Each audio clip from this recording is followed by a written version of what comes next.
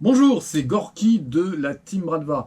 On se retrouve pour parler aujourd'hui de la deuxième partie de cette réflexion qu'on a eue au niveau de la Team Bradva sur de quelle façon on pouvait faire évoluer l'airsoft. Et la suite de cette revue, c'est juste après ça.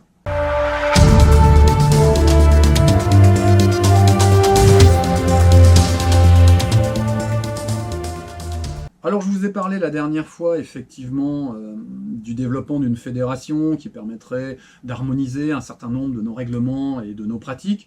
J'ai pris le temps effectivement d'échanger avec vous sur les commentaires que vous aviez pu faire. Alors sur la suite de ce qu'on souhaitait échanger avec vous, la première chose c'est on trouve qu'il y a de moins en moins de terrains de CQB. Alors le terrain de CQB c'est quoi? C'est un terrain qui va favoriser essentiellement le jeu en bâtiment et l'évolution en bâtiment. D'accord, ça s'oppose au terrain forestier ou semi-CQB, etc. etc. Parce qu'on trouve qu'ils sont de plus en plus rares, notamment en Ile-de-France, et dans un état de plus en plus délabré. Je ne parle pas des terrains de speedsoft, qui sont comme dans des gymnases ou dans des hangars, et qui vont être organisés avec des palettes, la lumière, machin, les strobos, les traceurs, etc. Ça, c'est plus le speedsoft. Non, je parle de bâtiments qui sont des bâtiments désaffectés, qui sont récupérés par des entreprises, qui sont rachetés, d'accord, et qui sont exploités par des entreprises privées, ou qui sont loués par des associations, ce que je recommande, parce que c'est toujours plus qualitatif. Je trouve que les CQB sont souvent chers et mal entretenus. On voit parfois des CQB à 20-25 euros avec un taux d'encadrement de 1 pour 70. Voilà. Moi, je trouve ça assez scandaleux. Je trouve que si des entreprises privées décident d'exploiter l'airsoft, il faut qu'ils le fassent de manière à porter notre loisir plutôt qu'à le dégrader. Ça, c'est pour les CQB. Maintenant, parlons justement des entreprises privées. Je ne vais pas les citer. D'accord, je ne veux pas mettre qui que ce soit à dos, je suis personne pour critiquer, mais on va quand même, nous, la Bradva, et notamment cette année, on a visité un certain nombre de sites où on est reçu par des professionnels, pas des associations qui organisent, mais des professionnels. Systématiquement, nous, on a un problème avec le taux d'encadrement dans les entreprises privées. Alors on peut le comprendre, à un moment donné, cette entreprise elle est là pour faire de l'argent. Si elle paye 3 mecs pour encadrer, eh bien ces 3 personnes, il va falloir les rétribuer sur une journée complète. Et donc, soit on monte le PAF à 30 ou 40 balles, et nous, ça va nous poser souci, soit on n'a qu'une personne. Et encore une fois, on va se retrouver avec des ratios de 1 pour 50, 1 pour 70. Problème de sécurité, problème d'harmonisation, problème de fair play, problème d'ambiance. Encore récemment, on a été sur un site magnifique. On a passé, mais à un moment donné, 40 minutes en croisant aucun orga, aucune info, ok, à part à la radio, parce que j'ai une radio, j'aurais pas de radio, j'aurais été paumé sur un terrain immense, sans avoir information de qui que ce soit. Il y a eu des prises de tête avec des joueurs, parce que forcément mon nez ça s'échauffe et il n'y a personne pour nous encadrer, ok, avec des joueurs de l'équipe qui ont dit, bon bah écoutez, vu l'ambiance, je m'en vais. Et le midi, j'ai perdu 3 personnes qui sont parties parce que l'ambiance n'était pas favorable à se détendre et à se faire plaisir. On a besoin d'être encadré. Ça, c'est la première chose. Et je trouve que les entreprises ne sont pas forcément à l'écoute quand on leur fait des retours de ce besoin que nous, les joueurs, on soit encadrés et qu'on ait une animation qui soit soucieuse de notre plaisir. On a payé pour kiffer, en fait. Hein, et la prestation de service, c'est pas que la safe zone, le café, et puis à un moment donné, une espèce de briefing hyper dur où si tu fais pas ça, tu dégages, tu fais pas ça, tu dégages, si c'est pas ça, retour voiture. Les gars, faut être tranquille. Moi, je trouve que trop souvent, les briefings sont agressifs. Moi, c'est un moment où je trouve, mais agressif. Il n'y a pas besoin d'être agressif au moment du briefing. Il faut être ferme, il faut être clair, mais pas la peine d'être agressif. Je trouve que justement, dans les entreprises, trop souvent, il y a une espèce d'excès d'agressivité comme ça qui est décalé par rapport à notre état d'esprit. À nous, on s'est levé tôt, on est dimanche, on a taffé toute la semaine, on vient se détendre, pourquoi tu nous parles comme ça? Qu'est-ce qui se passe? En plus, on a payé, on vient kiffer, c'est bizarre, machin, etc. Bref. Les shops, maintenant. Sur la question des shops, et là je pense que c'est aussi notre responsabilité à tous de dire aux gens, là je comprends pas ce que vous faites, les interpeller sur leur forum ou quand ils ont pignon sur rue. On continue trop souvent dans les shops, et ça c'est une intervention d'un de nos joueurs, à avoir vendu des lunettes d'airsoft, alors sur des shops numériques ou des shops physiques, hein, des lunettes d'airsoft qui sont pas aux normes pour l'airsoft. C'est quand même bizarre. Donc soit effectivement il faut que les shops arrêtent de vendre du matériel dangereux, soit il faut qu'ils préviennent que ce matériel qu'ils vendent sur un shop d'airsoft ne permet pas de faire d'airsoft. Ouais, c'est bizarre comme truc. Hein. Bon, ça c'est le premier truc, sur la sécurité. Ensuite, je pense qu'il pourrait y avoir un effort pour ne plus vendre en France des répliques qui ne sont pas aux normes françaises. on nous vend encore trop souvent des répliques qui sont à plus de 400 FPS, notamment chez Sima par exemple, et qui n'ont pas de gearbox QD. Donc, tu n'as pas de gearbox QD, tu as une réplique qui a plus de 400 FPS, donc tu dois la passer dans un shop qui te prend 50 € l'ouverture de la gearbox, qui va te prendre 10 balles le ressort, donc tu remets 60 €.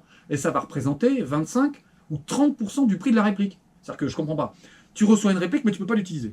Donc, imaginons, sur les autres sports, tu reçois une basket, qui n'a pas de semelle, tu dois aller chez le cordonnier et faire poser une semelle à 50 € et la faire coller. D'accord? Donc, tu avais acheté une godasse à 150 balles, et finalement, pour être utilisable, elle coûte, elle coûte 200 balles. Tu achètes un vélo, tu as le vélo, mais tu n'as pas les pneus. Tu dois l'emmener chez ton bouclard, et ton bouclard, il va te poser des pneus. Je ne comprends pas ça. Je ne comprends pas. Donc, à un moment donné, soit il y a des gearbox QD, bah c'est à nous de nous débrouiller, tu rachètes un ressort à 10 balles, bon, voilà. Soit effectivement, les shops mettent aux normes françaises. C'est-à-dire, au minimum, ils changent les ressorts. Ensuite, il va y avoir la question, par exemple, pour le HPA, parce que j'ai eu cette remarque, du fait que, alors oui, il y a la hausse de l'électricité, etc., mais avant la hausse de l'électricité, c'est déjà ça, 6 € pour remplir la bouteille d'air comprimé au niveau du HPA, c'est-à-dire brancher ton compresseur, enfin, c'est cher quand même. C'est super cher. Et nous, dans le commerce, on va trouver des espèces de pompes avec lesquelles on met je sais pas combien de temps. Voilà, il faudrait voir comment on peut soit avoir des associations qui se cotisent pour, etc., soit avoir des compresseurs quand on va jouer parfois sur certaines parties qui vont permettre, eh bien, avec une petite participation de gonfler nos bouteilles. Mais sur le HPA, voilà, ce qui est remonté, c'est qu'il y avait des difficultés de manière accessible au niveau tarifaire à faire remplir nos bouteilles sans dépenser des fortunes. Imaginons, vous avez 2 bouteilles pour la partie, ça fait 10 ou 10-15 € pour aller jouer. Ensuite, vous avez votre gaz et vos billes, plus le PAF. Vous allez vous faire des week-ends à 45 balles. Il y a plein de joueurs qui ne peuvent pas, en fait. Alors, ensuite, les fabricants. Vous allez me dire qu'on en met à tout le monde. Oui, j'en mets à tout le monde. Moi, j'ai envie qu'on parle de tout ce qui constitue l'airsoft. Au niveau des fabricants, ce qu'on aimerait, nous, c'est que sur le modèle de ce qui se fait sur les jeux vidéo, où ils vont inviter des joueurs, ils vont inviter des youtubeurs, etc., pour qu'il y ait dans une démarche de développement et d'études de marché, des réflexions sur ce que veulent les joueurs. C'est nous, en fait, qui faisons vivre ces entreprises. Donc, de répondre un peu à notre envie et à ce qu'on attend, ça me semble un minimum. Ça s'appelle une étude de marché. Vous allez me dire, ouais, mais non, mais en fait, au Japon, il n'y a pas les mêmes attentes qu'ailleurs. J'ai un doute. J'ai un doute. À un moment donné, quand tu achètes un lanceur qui vaut une fortune, mais qui tire à 20 mètres, ça peut plaire à personne.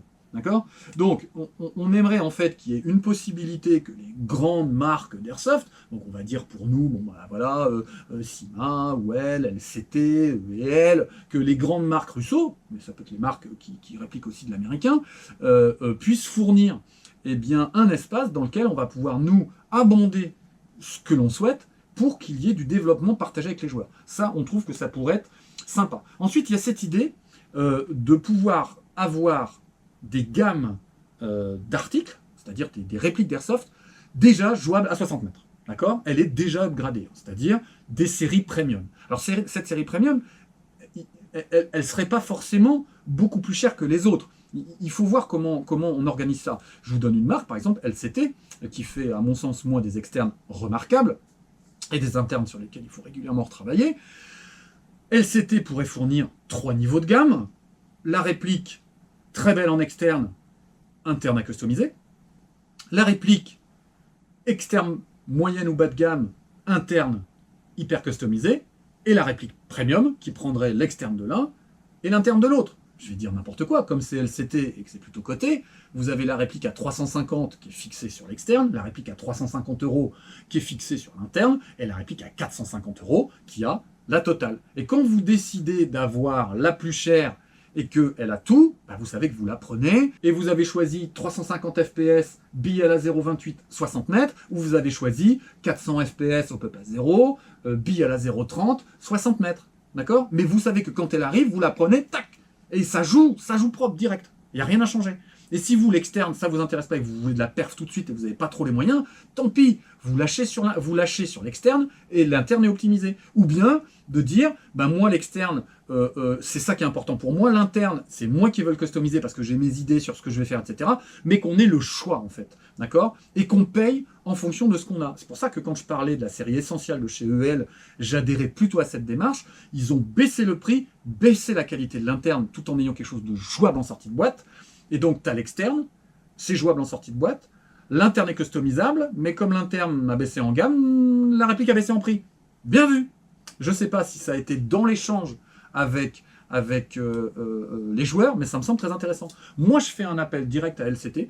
Moi, je suis prêt à travailler avec vous. Je suis prêt à échanger avec cette marque à laquelle je suis très attaché, parce que c'est essentiellement des LCT que j'ai, et je pense qu'il y a des choses à apprendre des joueurs français, parce que je peux parler que des joueurs français, et on a des choses à apporter pour faire des propositions, et que ce soit une marque qui colle plus à ses joueurs, parce qu'elle a tout ce qu'il faut pour que ce soit le cas.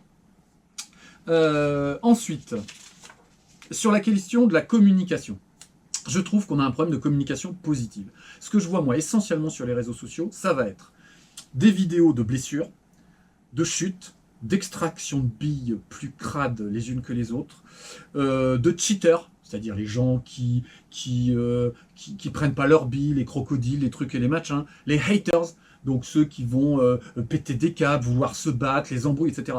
C'est pas bon, les gars. C'est pas bon. Ouais, ça fait de la vue, machin, vous êtes des influenceurs, machin, mais c'est négatif, c'est mauvais pour le sport. On a déjà une image dégradée au niveau du public. D'accord ? Je vous donne une petite anecdote, d'accord ? J'essaie de ne pas être trop long. J'ai une amie qui travaille dans la banque, d'accord ? Et qui me dit que quand on bosse dans sa banque à elle, il y a une espèce de charte de qualité, une charte morale, qui fait que tu ne peux pas avoir en tant que citoyen une activité qui dégrade l'image de ta banque. Et elle me dit très naturellement, très gentiment, c'est quelqu'un de très gentil. Par exemple, toi, eh bien, tu ne pourrais pas travailler pour ma banque, vu ce que tu fais comme loisir. Mais elle me le dit tranquille. Parce que c'est tout à fait évident que mon loisir est tout à fait immoral. Et ne cadre pas du tout avec l'extrême moralité du système bancaire, du libéralisme et de ce qu'il fait de l'homme sur l'homme. Non, bon, on a dit qu'on ne faisait pas de politique. Bon, donc, c'est normal, c'est normal. On a ce côté beauf, arriéré, militaire frustré, je sais pas moi, facho, extrême droite, survivaliste. Mais j'en entends de tout. Je n'entends de tout, d'accord non, en fait, on est des papas, des mamans, des artisans, des ouvriers, des cadres, on vient de partout, on est toutes les origines, toutes les religions, toutes les couleurs, il y a des hommes, il y a des femmes, il y a des gens de tous les âges, et on se kiffe tous, et personne s'agresse, et c'est un jeu de lanceur et de touche-touche, et on est détendu, et les gens ne comprennent pas ce que c'est, d'accord ? Mais ce que je suis en train de dire là, à l'instant, on ne le voit jamais sur les réseaux sociaux. Ce qu'on voit sur les réseaux sociaux, c'est des choses qui confirment qu'on est une bande de teubés, en fait. D'accord ? Donc il faut arrêter avec cette communication et il faut mettre en avant ce qu'on fait de positif, la façon dont on joue, les moments où les orgas ont une présentation positive, les moments où on mange le midi, on est tous ensemble, les bleus, les rouges, les américains, les russes, les allemands, et qu'en fait c'est un jeu d'union, en fait, c'est un jeu où on se kiffe tous les uns les autres, il n'y a pas d'opposition. Bien, la dernière chose dont j'aimerais parler, c'est la féminisation. On est dans un loisir qui est extrêmement masculin. On est à peu près à 1 à 2% de femmes, en fait, de présentes. Mesdames, nous sommes des gentlemen. Nous ne sommes pas ni teubés, ni arriérés, ni agressifs, ni rien du tout. C'est pas parce qu'on se déguise en soldat que par ailleurs on est des soudards horribles et que vous ne pouvez pas venir. Ça n'est pas le cas du tout. On prend en compte tout le monde. À chaque fois que des femmes viennent, il n'y a pas de drague lourde ou je ne sais pas trop quoi. Chacun sait se tenir. Ça fait des années que je fais ce loisir, je n'ai jamais vu une attitude inappropriée vis-à-vis des femmes. D'accord ? Jamais. Ça ne se passe pas comme ça. Donc, moi j'invite, c'est une invitation officielle, si des femmes, ou un couple, avec une femme, etc., ou des copines, ou peu importe, si des femmes veulent venir dans mon studio, d'accord, pour parler de leur loisir, l'airsoft, et de dire à leurs camarades, femmes, venez, c'est possible, c'est intéressant, ça nous correspond, on peut s'éclater, faire du sport, courir, rigoler, etc. Et les gars, ils se comportent tout à fait bien. Moi, je vous fais cette invitation. Vous me contactez là dans les commentaires, ou vous me contactez sur Messenger. On se prépare une revue, on la scripte ensemble. Je vous laisse 100% de liberté sur ce que vous voulez dire. Je vous accueille dans mon studio et vous vous adressez au public féminin. Moi, je soutiens cette féminisation de notre loisir. J'ai parlé de l'inclusion tout à l'heure. Tout le monde peut pratiquer un loisir. Il n'y a pas à séparer les hommes et les femmes parce que ça n'est pas un sport. Il n'y a pas le sport féminin et le sport masculin. Il n'y a pas le sport et le handisport. Non, c'est un loisir. C'est donc inclusif. C'est fondamental, cette notion d'inclusion.